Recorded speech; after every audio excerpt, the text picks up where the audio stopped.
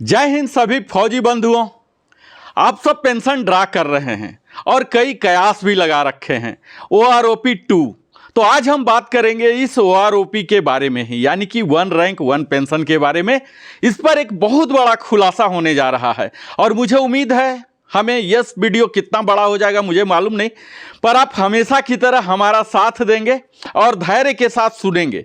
इस वीडियो में मैं कवर करने जा रहा हूं इसकी क्या पृष्ठभूमि है, क्यों यह जरूरत पड़ी थी, इसमें क्या क्या कमियां थी और क्या क्या करंट अपडेट्स हैं, लेटेस्ट अपडेट्स हैं, और एक फौजी बंधुओं को क्या क्या बिंदुओं को अवश्य ही जानना चाहिए।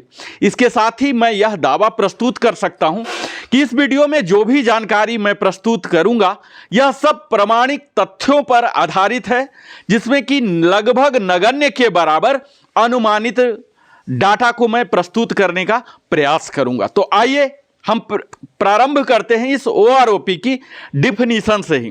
जैसा कि हम सब जान चुके हैं, वन रैंक वन पेंशन यह कब हुआ, यह दावा प्रस्तुत करता है एक ही तरह का, यानी कि समान अमाउंट ऑफ पेंशन मिलेंगे।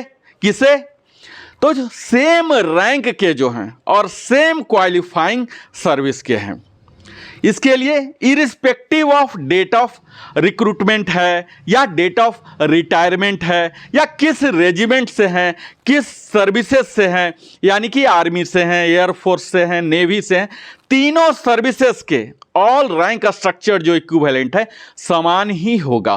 तो यह तो बड़ा ही बुनियादी सी तथ्य है जो कि आप सब अभी तक समझ ही चुके होंगे। अब अगर इस तथ्य को समझ चुके होंगे कि समान रैंक को समान पेंशन, समान इक्विवेलेंट क्वालिफाइंग सर्विसेज को मिलना है, तब हम आगे की बात अब प्रारंभ करते हैं। आगे की बात प्रारंभ करें इससे पहले थोड़ी सी आपको हम इसके बैकग्राउंड इतिहास पर भी एक झलक में दिखा दूं। OROP की जरूरत क्यों पड़ी थी?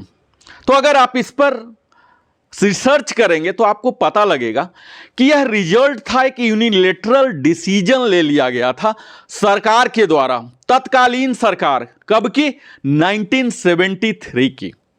यह पेंशन की मात्रा को रिड्यूस करने के लिए डिफेंस वेटरन्स के लिए, जिनकी की पेंशन पहले 70% ऑफ देयर इन्वॉल्वमेंट आते थे, उन्हें 50% रिड्यूस कर दिया गया 1973 से। सेंट्रल गवर्नमेंट जो तत्कालीन था, मैं नाम लेना नहीं पसंद करूंगा, उनके द्वारा घटा दिया गया। और यह काम हुआ बगैर संपर्क किए किसी भी डिफेंस फोर्सेस के, और इसके कारण उनके मोरल पर एक बहुत बड़ा अटैक हुआ। और इस यूनिलैटरल डिसीजन के कारण ही इस OROP का जो कंसेप्ट है यह पैदा हुआ। जो एजिटेशन हुए उस टाइम, उसी का नाम दिया गया OROP। तो यह आप समझ सकते हैं कि यह एजिटेशन जो है 40 साल से भी ज्यादा पुराना है OROP का। जो नए बंदे होंगे इन्हें नहीं मालूम होगा तो यह मालूम कर लीजिए।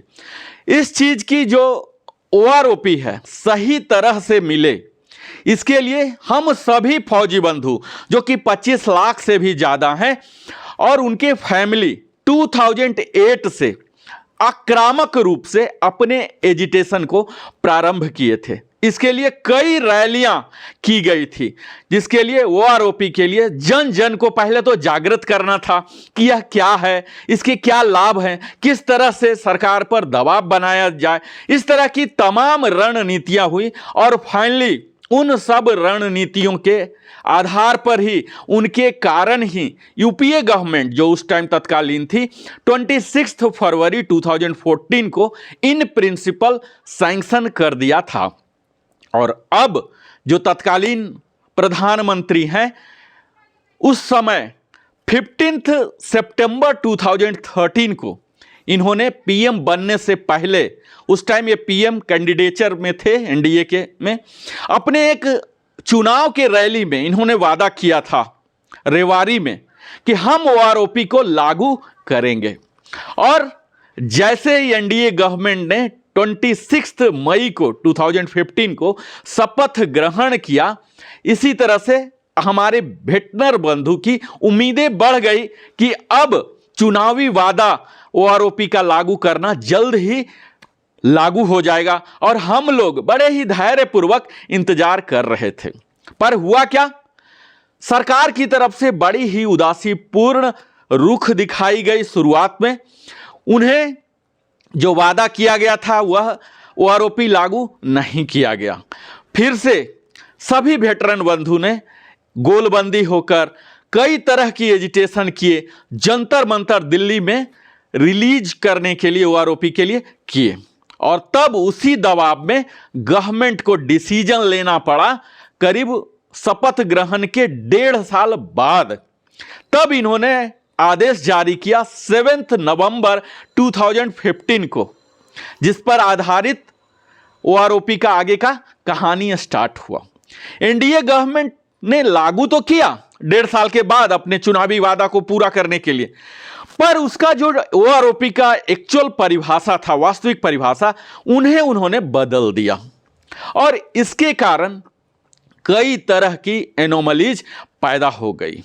अब उसी 7 नवंबर 2015 के लेटर पर आधारित पीसीडीए ने सबसे पॉपुलर, जो सबसे प्रचलित है, प्रसिद्ध सर्कुलर है पीसीडीए का सर्कुलर 555, यह 4 फरवरी 2016 को लागू किया, जो कि 100 से भी ज्यादा पेज के हैं। बड़े विस्तार में हर तरह के पदों को जो भी टर्म किया गया है, टर्म लिया गया, उसे परिभाषित भी किया है, पीडीए को भी इंस्ट्रक्ट दिया है, रिकॉर्ड ऑफिस को भी दिया है, और पेंशनर को भी जानना चाहिए। तो आपको भी तो अवश्य जानना ही चाहिए। यह 4 फरवरी 2016 को लागू किया गया, और उससे 45 डेज के अंदर सभी पीडीओ को आदेश दिया गया कि आप यथाशीघ्र ओआरओपी 1 का एरियर लागू करें, जो कि सभी बैंक ने लगभग 16 मार्च 2016 को एरियर, जो कि 4 इंस्टॉलमेंट में आने थे, फर्स्ट एरियर लागू कर दिया गया 16 मार्च 2016 को। और मार्च 2016 का पेंशन ओआरओपी के इनहैंस रेट से आना शुरू हो गया। लगभग सभी लोगों में खुशी थी इस बात के लिए कि ओआरओपी, जो 40 साल से हमारे बंधु, बुजुर्ग बंधु ओआरओपी के लिए जो लड़ रहे थे, संघर्ष कर रहे थे, अब उन्हें मिल गया। पर उसी ओआरओपी में हर 5 साल के बाद इसे रिवीजन का भी दिया गया था। हालांकि यह इनिशियली प्रस्ताव था हर साल रिवाइज करने का, पर यह गवर्नमेंट ने नहीं मानी, फिर निगोशिएट करते हुए 5 साल पर मानी। यानी कि उसी फर्स्ट ओआरओपी के अनुसार ही इसे 1 जुलाई 2019 को अगेन ओआरओपी 2 लागू हो जाना था, जिसके तहत यह इक्वलाइजेशन कर देना था। और गवर्नमेंट ने क्या किया, कई सालों तक, यानी कि 1 जुलाई 2019 के बाद जो लागू हो जाना था, यह नहीं किया गया, जो कि एक वन टाइम बेनिफिट पेंशनर को दिए जा रहे थे सभी करने के लिए। अब यह ऑर्डर का आपको मैं बता दूं, ओआरओपी का जो पहला ऑर्डर था, यह था एमओडी। यह आपको इसलिए मैं बता रहा हूं ओआरओपी का इतिहास, क्योंकि यही ओआरओपी 2 में भी इतिहास दोहराने जा रही है भारत सरकार। यह एमओडी लेटर नंबर था 12/1 2014 डी पेंशन पोल पार्ट 2 डेटेड 7 नवंबर 2015, और जो टेबल फिक्सेशन हुए थे उसके लिए जो गाइडलाइन आए थे, एमओडी के लेटर थे 12/1 2014 D pension policy part 2 dated 3 फरवरी 2016। यानी कि सर्कुलर 555 के पीछे 2 एमओडी के लेटर आ रहे थे। अब यही दोहराने जा रहा है फिर से। अब इसमें क्या होगा, जो रिवीजन हुआ पेंशन, यह किया तो गया 555 सर्कुलर के द्वारा, लेकिन यह एक्चुअल ओआरओपी था नहीं। जो कोसियारी कमेटी रिपोर्ट, जिसके आधार पर यह ओआरओपी बना था, उसके कई रिकमेंडेशन को नजरअंदाज किया गया, और यही कई लोगों ने अध्ययन किया और पाया कि कई तरह की इसमें एनोमलीज हैं, और यही बैकग्राउंड हो गए ओआरओपी के ये सारे जो झंझट आप तमाम देख रहे हैं, जिससे कि कई फौजी बंधुओं में भी नाराजगी है। तब गवर्नमेंट ने ओआरओपी को तो लागू कर दिया, पॉलिसी लेटर लागू कर दिया, लेकिन इस लेटर में फ्यूचर के लिए जो वादा किया गया था वह नहीं किया गया। अब इसे ही लागू करने की, कराने की क्या क्या कवायद चल रही है, इन्हीं तथ्यों पर मैं आपको बात करूंगा। तो भारत सरकार की जो अभी तत्काल 23 दिसंबर 2022 को जो पब्लिक पीआईबी के द्वारा जो पीआईबी के प्लेटफॉर्म पर जो जारी किया गया है मंत्रियों के द्वारा, मंत्रियों के समूह के द्वारा, जिन्हें कि स्वयं प्रधानमंत्री ने कैबिनेट अप्रूवल दिया है, उसमें कहा गया है कि 57,000 करोड़ खर्च किया गया है at the rate of 7,123 crore per year इस 8 साल में ओआरओपी के कारण, यानी कि 57,000 करोड़ का एक बर्डन गवर्नमेंट पर आया है। अब हम आपको बताएंगे कि क्या क्या कमियां थी ओआरओपी 1 में। तो जो ग्रांट हो गया 1 जुलाई 2014 से, इसे तो और पहले से ही लागू होना था, लेकिन ठीक है 1 जुलाई में समझौता हुआ। अब इसके लिए ही एक कमेटी बनी कि क्या क्या कमियां हैं, और इस कमेटी जो वेटनर की कमेटी थी ओआरओपी की कमियां को निकालने के लिए, सरकार के सामने प्रस्तुत करने के लिए, इसकी अध्यक्षता कर रहे थे मेजर जनरल सतवीर सिंह साहब, रिटायर्ड हैं। जब वन टाइम इंक्रीज दिया गया पेंशन, तो इसमें कई तरह के लैकुना थे जो कि स्वीकार नहीं किए जा सकते थे, लेकिन कई तरह की मजबूरियों के बाद एग्जामिन किया गया। उसके ओमिशन, कई तरह के ओमिशन कमीशन एरर थे, और ओआरओपी 1 को एक्सेप्ट किया गया, एरियर भी जारी हो गया। अब इसी के लिए 1 मैन जुडिशियल कमीशन बैठाया गया, जो कि उसके शॉर्ट कमिंग और उसके लिए हटाने के लिए क्या क्या रेकमेंडेड अनुशंसित सॉल्यूशन है, यह सब किया जाए, ऐसा कमेटी का गठन करने का आदेश दिया गया। पर दिसंबर 2022 तक उस कमेटी जो गठन किया गया था, उसका कोई भी 1 मैन जुडिशियल कमीशन, कुछ भी नाम तक नहीं है। क्या हुआ नहीं हुआ, वो कमेटी ऐसे ही हवा में चला गया। अब इसके कारण कई तरह की नाराजगी वेटरन्स में आई, और तब इन नाराजगी ओआरओपी 2 के लिए कई तरह के दबाव बनते रहे, रणनीतियां बनते रहे। तब जो कि 5 साल के बाद ओआरओपी का रिवीजन होना था, तब गवर्नमेंट को 1 जुलाई 2019 से जो 5 साल के बाद करना था, उसके लिए कदम उठाने पड़े। अब उसे मैं बताता हूं, लेटेस्ट क्या अपडेट है और करंट स्टेटस क्या है ओआरओपी 2 का। तो इसे रिवाइज करना था, इंप्लीमेंट करना था 1 जुलाई 2019 से, यह तो आप समझ ही गए। अब इसकी जो यथास्थिति मैं बताता हूं कि ऑथोरिटी जो इससे कंसर्न ऑथोरिटी है, कोई भी एक्शन नहीं लिए थे। सेकेंड ओआरओपी को कोई भी सरकार के द्वारा एक्शन नहीं लिया गया 1 जुलाई 2019 के बाद।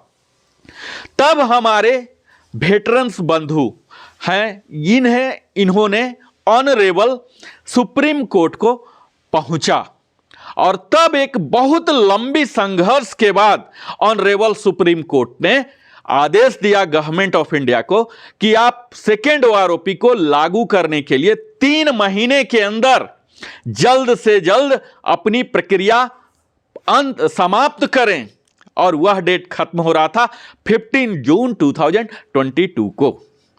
अब 16 जून 22 को गवर्नमेंट ने फिर से अप्रोच किए ऑनरेबल सुप्रीम कोर्ट को कि फ्यूचर फिर 3 मंथ्स को हमें दिया जाए, हमने काम नहीं कर पाया है। 15 सितंबर 2022 तक उन्होंने एक्सटेंड कर लिया, और वह ऑनरेबल सुप्रीम कोर्ट के द्वारा ग्रांट भी कर दिया गया। अब यह तो वेटरन कम्युनिटी के लिए बड़ा ही दुखद घटना हुआ कि 2 बार 3-3 महीना का मिल गया। अब सेकेंड ओआरओपी जो है, इसे फिर से, जैसा कि हमेशा होते रहा है, आप ये समझ पा रहे होंगे अगर भारत के नागरिक होंगे तो, फिर से इसे ठंडे बस्ते यानी कि आप कह सकते हैं कोल्ड स्टोरेज में डाल दिया गया। अब 3 महीने एक्सटेंशन फिर से मांगने का प्रयास प्रारंभ होने लगा, और तब सेकेंड ओआरओपी को इंप्लीमेंट करने के लिए जो लास्ट डेट था सितंबर में जो दिया गया 15 दिसंबर 2022 था। इस बीच हमारे वेटरन्स बंधु ने भी बहुत सुप्रीम कोर्ट में संघर्ष किया, और लास्टली इसको गवर्नमेंट एजेंसी की ही फेलर कह सकते हैं कि पीसीडीए इतनी बड़ी संस्था काम कर रही है, सीजीडीए इतनी बड़ी संस्था काम कर रही है, मोडी काम कर रही है, तो कहीं ना कहीं एटीट्यूड का समस्या है कि उन्होंने ध्यान नहीं किया। या आप कह सकते हैं कि प्रजातंत्र में लोकसभा, विधानसभा और कई तरह के चुनाव आते हैं, उन सबों से भी जोड़कर ऐसा कयास लगाया जा रहा कि इसे अननेसेसरली ड्रैग किया जा रहा है, हनीमून पीरियड से लास्ट में खींच कर लिया जा रहा, ताकि कई लोगों का ऐसा मानना है कि इसे राजनीतिक लाभ लेने के लिए भी इसे ड्रैग किया जा रहा है। अब कितना सच्चाई है ये सब की सत्यापना आपके ऊपर है, आप सत्यापित इसे कीजिए अपने ज्ञान के आधार पर, अनुभव के आधार पर।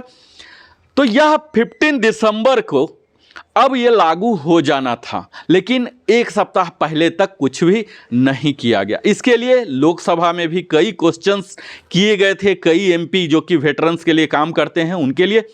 उसमें से एक अनस्टार्ड क्वेश्चन जो है 2288 जो कि 29 जुलाई 2022 को एक माननीय लोकसभा के सदस्य के द्वारा पूछा गया था। 9th सेशन जो 17th लोकसभा अभी चल रहा उसमें पूछा गया था, उसके जवाब भी दिया गया, लेकिन वही ढुलमुल कोई संकल्पित जवाब लोकसभा में नहीं दिया गया। अब यूनियन गवर्नमेंट ने अप्रूव कर दिया रिवीजन ऑफ पेंशन जो कि आर्म फोर्सेस फैमिली पेंशनर के लिए है, ये 1 जुलाई 19 से। कैसे यह अप्रूवल आया? मीडिया के सामने। अभी तक मीडिया के ही पीआईबी के वेबसाइट में दिया हुआ है, जो कि 23 दिसंबर 2022 को फ्राइडे को जारी किया गया था मंत्रियों के द्वारा, जो कि स्वयं प्रधानमंत्री की अध्यक्षता में कमेटी हुई और इसे इन प्रिंसिपल सैंक्शन कर दिया गया ओआरओपी 2 का। पर वह जो टेबल दिया गया, लेटर दिया गया, उसमें कई रैंक मिसिंग हैं और हम सब जानते हैं कि हमारा रैंक, वही रैंक अलग अलग क्वालिफाइंग सर्विस में है। हमारे ग्रुप हैं, एक्स हैं, वाई हैं। ऑफिसर्स के केस में अलग अलग कोर हैं, उनके मेडिकल कोर के अलग होते हैं, आर्टिलरी के अलग होते हैं। इस तरह से उनके रैंक स्ट्रक्चर सेम होते हुए क्वालिफाइंग अलग होंगे, ग्रुप अलग होंगे, रेजिमेंट अलग होंगे। इस तरह से अलग अलग स्ट्रक्चर, एमएनसी का अलग टेबल आता है। इन सबों को नज़रअंदाज करते हुए एक अद्भुत टेबल दिया गया, जो कि कहाँ से मैच कर रहा, क्या कर रहा है। उसमें कई कमियां हैं। पहली कमियां तो यही है कि 1 जुलाई 2019 से एक बेसिक दिखाया गया, दूसरा 1 जुलाई 2021 से दिखाया गया। तो कई लोग यह कयास लगा रहे हैं कि पहला बेसिक रिवीजन मेरा जुलाई 19 से होगा, दूसरा 21 से होगा। हालांकि जब पीआईबी को पता लगा कि कुछ चूक हो चुकी है, तो उन्होंने इस कॉलम को हटा दिया 2021 वाले को। कायदे से इन सभी टेबल जो अभी जारी किया गया है 23 दिसंबर को, इससे एक अनुमान लगाया गया है कि अगला बजट जो आ रहा है 23-24 में, इसमें कितना खर्च किया जाएगा। अगर आप लेटर को देखें, बारीकी से पढ़ें, तो उसमें खर्च का ही फोकस किया गया है कि अनुमानित बजट कितना आएगा। क्योंकि 22-23 में तो बजट एलोकेशन इसके लिए ओआरओपी 2 के लिए हुआ नहीं था, अब इसे होना है 23-24 में ही। वहीं पर बजट एलोकेशन के लिए कितना एक्स्ट्रा एक्सपेंडिचर का आएगा बर्डन, इस चीज का एक मुआयना लगाया गया है। इससे यह नहीं लगाया जा सकता कि कब मिलेगा, क्योंकि उसमें डेट नहीं दिया गया। हाँ, इतना जरूर बताया गया है कि पूर्ववत 4 इंस्टॉलमेंट में ही दिया गया, 1 जुलाई 2019 से ही रहेगा। अब इसमें मैं बताऊं ओआरओपी 2 में कौन कौन बेनिफिशरी होंगे। तो जो रिटायर हुए हैं 30 जून 2019 तक, उन्हें इस ओआरओपी 2 का बेनिफिट मिलेगा। अब बेनिफिट के तहत क्या राशियां होंगी, तो आप यह देख लीजिए कि 16 से 19 यानी कि 2 से 3 इंक्रीमेंट का जो हमारे बराबर इक्विवेलेंट ड्रा कर रहे हैं इन सर्विस, तो 2 से 3 इंक्रीमेंट अवश्य ज़्यादा ले रहे हैं। तो 3 इंक्रीमेंट तो मोटा मोटा आप कह ही सकते हैं कि इतना आपको अवश्य इसका बेनिफिट होने जा रहा है। इस एम्बिट में पिछले ओआरओपी में करीब 20 लाख कवर हुए थे, इसमें 25.13 लाख कवर होने जा रहे हैं। अब यह कौन सा बेस ईयर होगा, तो इसके लिए 2018 में जो हमारे सेवारत हैं, जो फौजी बंधु, उनकी जो मिल रही है एनरोलमेंट, उसका एवरेज हमें दिया जाएगा, यानी कि मिनिमम मैक्सिमम का दिया जाएगा सर्विसेज वाइज। अब इसके OROP 2 का स्ट्रक्चर टेबल की अगर बात करूं तो इसमें उसी तरह का टेबल होगा जैसे पहले आते थे, यानी कि हर कैटेगरी का अलग अलग। कैटेगरी का मतलब X होगा, Y होगा, क्वालिफाइंग सर्विसेज होंगे, उसके लिए ही डिसेबिलिटी होंगे, वार इंजरी के होंगे, सारे कैटेगरी यहाँ भी कवर होने जा रहे हैं। अब मैं बताऊं कि इसकी एप्लीकेबिलिटी क्या होगी OROP 2 की, और इसके रेंज क्या होंगे। तो इसमें मैं आपको एक लाइन अगर बोलूं तो इसमें सभी पेंशनर और सभी फैमिली पेंशनर आएंगे। कौन कौन? सभी का मतलब जो रिटायर हुए हैं, डिस्चार्ज हुए हैं, इनवैलिडेटेड आउट हुए हैं फ्रॉम सर्विसेज, या उनकी मृत्यु हो गई है इन सर्विस, या आफ्टर रिटायरमेंट किस रैंक में, कमीशन्ड ऑफिसर रहे हो, JCO रहे हो, या अदर्स रहे हो, या नॉन कम्बटेंट इनरोल्ड जो NC होते हैं वो किसके होंगे? आर्मी के होंगे, नेवी के होंगे, एयरफोर्स के होंगे, डिफेंस सिक्योरिटी कॉर्प्स के होंगे, टेरिटोरियल आर्मी के होंगे। जो भी 1 जुलाई 2019 को पेंशन के लिए दावेदार हैं, यानी कि जिनको 1 जुलाई 2019 को पेंशन मिल रहा है, ये सब कैटेगरी के लिए उन सबको मिलेगा। इसमें अगर मैं थोड़ी सी गहराई में जाऊं तो इसमें रिटायरिंग पेंशन होंगे, सर्विस पेंशन होंगे, service element of disability pension इससे अफेक्ट हो रहा, service element of war injury जो है वो भी होगा, इनवैलिड पेंशन कई 1 साल 2 साल 5 साल में ही इनवैलिडेट आउट हो जाते हैं।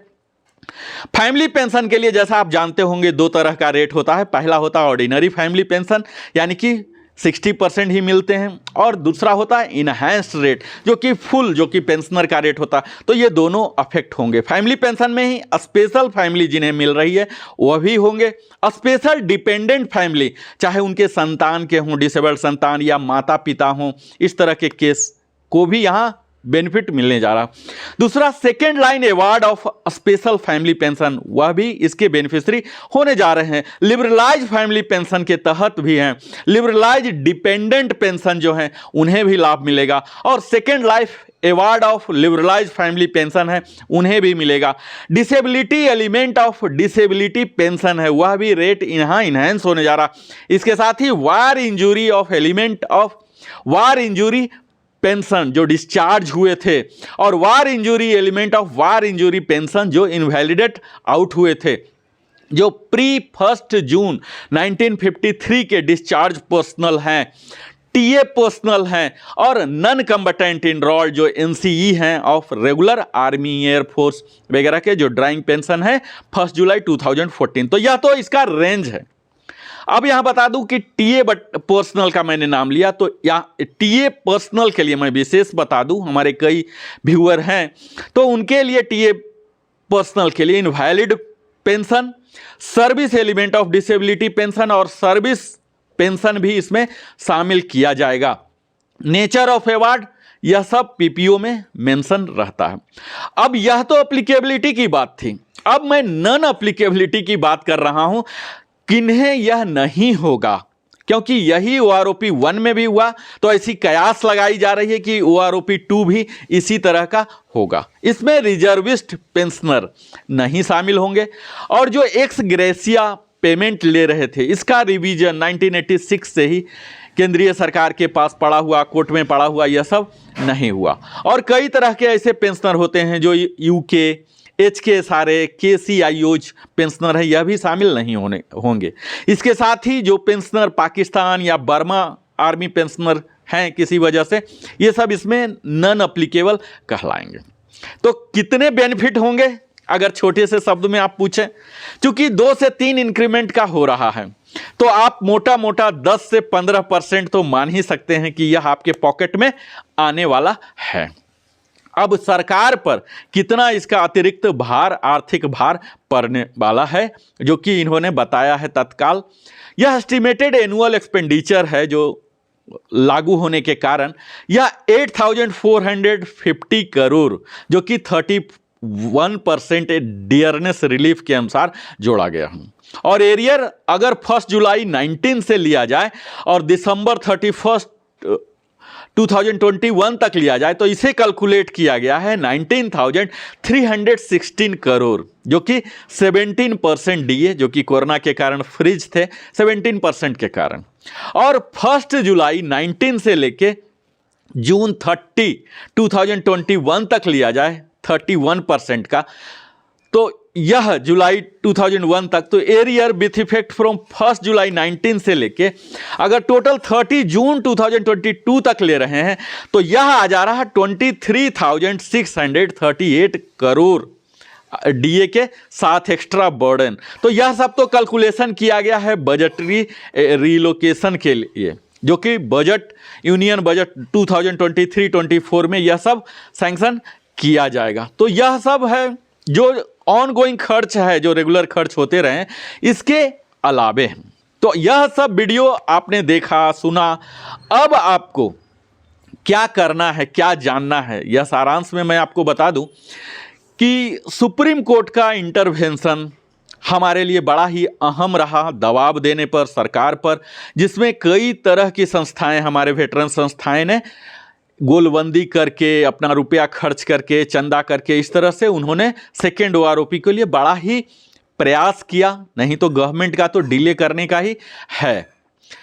अब इसमें जल्द ही उम्मीद किया जा रहा है कि जल्द ही आएगा। हमें क्या करना है, हमें इन सारी बातों को जानना है, तभी हम समझ पाएंगे। क्योंकि जब तक हम सजग नहीं हैं, जागरूक नहीं हैं अपने अधिकारों के प्रति, तब तक प्रजातंत्र में आप लाभ नहीं ले सकते। क्योंकि प्रजातंत्र में सरकार जो बनती है हमारे ही वोट से बनती है, उनकी नीतियां आती हैं। उनकी नीतियां को समझने के लिए पहले हमें अपनी नीतियां को समझना जरूरी है कि कौन सी सरकार, कौन सी पार्टी हमारे हित के लिए सोच रही है और हमारा हित आखिर है क्या। इन्हीं तमाम बिंदुओं पर आपको फोकस करने का, जागरूक करने का हमारा उद्देश्य है। आज हम देख पा रहे होंगे कि काफ़ी यह आगे बढ़ गया है मामला ओआरओपी 2 का, जहां की टेबल भी जारी किया गया है, आप देख पाए होंगे, जिसमें कि कई तरह के एनोमली हैं। सिपाही हैं, नायक हैं, हवलदार हैं, नायब सूबेदार हैं, सूबेदार मेजर हैं, और उसके बाद सीधा मेजर हैं। जो ऑनरी रैंक्स हैं ये सब नहीं हैं और उन्हें भी क्वालिफाइंग सर्विस नहीं दिया गया। तो ये सब अभी जो टेबल जारी किया गया है यह एक एस्टिमेटेड है, इसमें इतना ज़्यादा दिमाग लगाने की ज़रूरत नहीं है। जैसे ही भारत सरकार की कंसर्न डिपार्टमेंट से ऑथोरिटी लागू होगी और पीसीडीए से नया सर्कुलर लागू होगा ओआरओपी 2 का, इसमें आपको क्लियर कट आ जाएगा। तब तक हमारा यही आप सबों से आग्रह है कि तमाम उलूल जुलूल कई तरह की टेबल मार्केट में आएंगे, उन सबों पर ज़्यादा ध्यान देने की ज़रूरत नहीं है। जब टेबल आता है हम आपके समक्ष प्रस्तुत करेंगे, जो कि प्रामाणिक स्रोत से लिया गया होगा।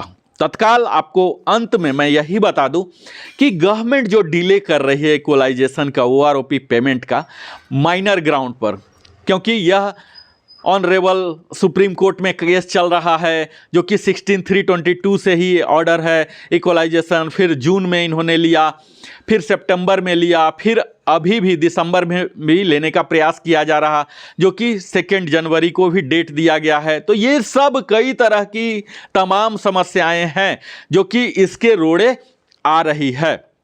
तो अब मुझे उम्मीद है कि हमारे सम्माननीय सुप्रीम कोर्ट भी वेटरन्स की उनके लाभ को, उनके फैमिली के लाभ को मद्देनज़र रखते हुए फर्दर एक्सटेंशन से मना करेंगे और यथाशीघ्र रिलीज करेंगे, ताकि गवर्नमेंट तुरंत रिलीज कर सके, ताकि सभी बंधुओं को मिल सके। तो यह ओआरओपी 2 के सीरीज में ही, ओआरओपी के सीरीज में यह मेरा दूसरा प्रयास है। इसी तरह से मैं ओआरओपी से संबंधित सभी तरह की अपडेट आपके समक्ष प्रस्तुत करते रहूँगा।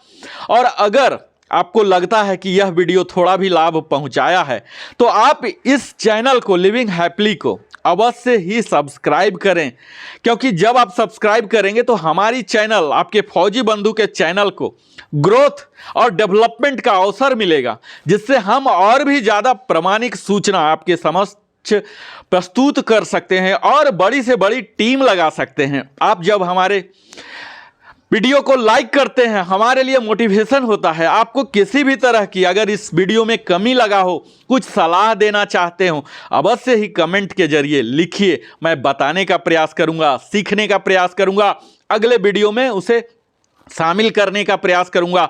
और अंत में हमेशा की भांति आप अपने जीवन का बहुमूल्य समय हमारे साथ लगाते हैं Narendra Kumar wellness consultant entrepreneur trainer के साथ। इसीलिए मैं हृदय की गहराइयों से बहुत बहुत धन्यवाद देता हूं और फिर मिलूंगा इसी तरह की OROP से संबंधित, स्पर्श से संबंधित, वेलनेस से संबंधित तमाम तरह की वीडियो लेकर फिर से मिलता हूं।